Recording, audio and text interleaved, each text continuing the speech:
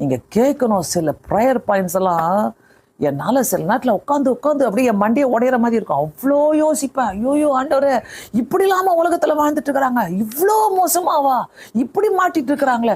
சிலரெல்லாம் பாவத்தில் மாட்டிக்கிட்டு முழிச்சுக்கிட்டு எனக்கு ஃபோன் பண்ணுவாங்க, எனக்கு கடவுள் மன்னிச்சிருவாரா, நான் இப்படி மாட்டிட்டு இருக்கிறேன், இந்த மாதிரி பாவத்தில் நான் மாட்டிட்டு இருக்கிறேன்னு, எப்படி நான் வெளியே வரவே முடியாது, சான்ஸே இல்லைன்னு வாங்க, வெளிலவே வர முடியாது. எப்படிதான்?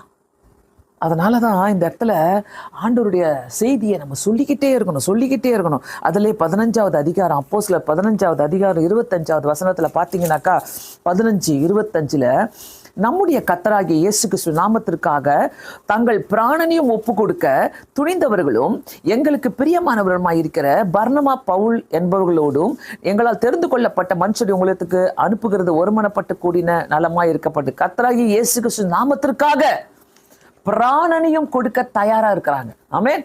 தங்களுடைய பிராணனையும் கொடுக்க தயாரா இருந்தாங்களாம். அதனால இப்படி ஒரு சுவிசேஷத்திற்காக ஒரு வைராக்கியம். ஸோ சுவிசேஷத்துல உறுதியா இருக்கும் போது உன்னை அசைக்கவே முடியாது. நம்ம நினைக்கிறதெல்லாம் வேற. நம்ம ஓடிட்டா இங்க நல்லா இருக்கும், அங்க போய் ஜெபம் பண்ணிடலாம், இங்க போய் ஜெபம் பண்ணிடலாம், இங்க ஓடிடலாம், அங்க ஓடி இல்லை. சுவிசேஷத்தை அறிவிக்கிறது ஒரு கிஃப்ட். எல்லா கிஃப்ட்ல விட இந்த சுவிசேஷத்தை அறிவிக்கிற கிஃப்ட் ஒன்று இருக்குது பார்த்தீங்களா, அது பாஸ்டர் தான் கிடையாது.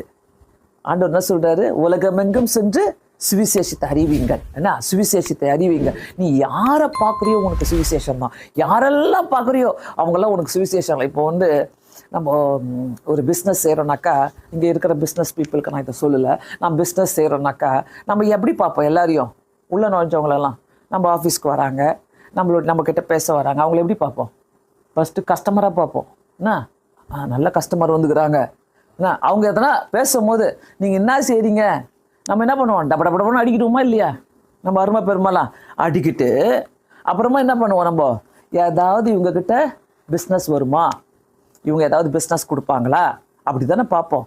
நல்லா புரிஞ்சுக்கங்க, சுவிசேஷம் உனக்குள்ளே இருக்கும் போது, நீ இதை அறிவிக்கும் போது, எப்படி நீங்கள் வாஞ்சியாக இருக்கிறீங்களோ, ஒரு பிஸ்னஸை பண்ணி நான் சம்பாதிக்கணும்னு என்ற வாஞ்சியாக இருக்குதோ, ஆட்டோமேட்டிக்காக நீ இந்த சுவிசேஷம் உங்ககிட்ட அந்த வெளியே போகும்போது உனக்குள்ள அத்தனை ஆசீர்வாதங்களையும், நீ கேட்காத ஆசீர்வாதங்களை கத்த தருகிற தேவனாக இருக்கிறார்.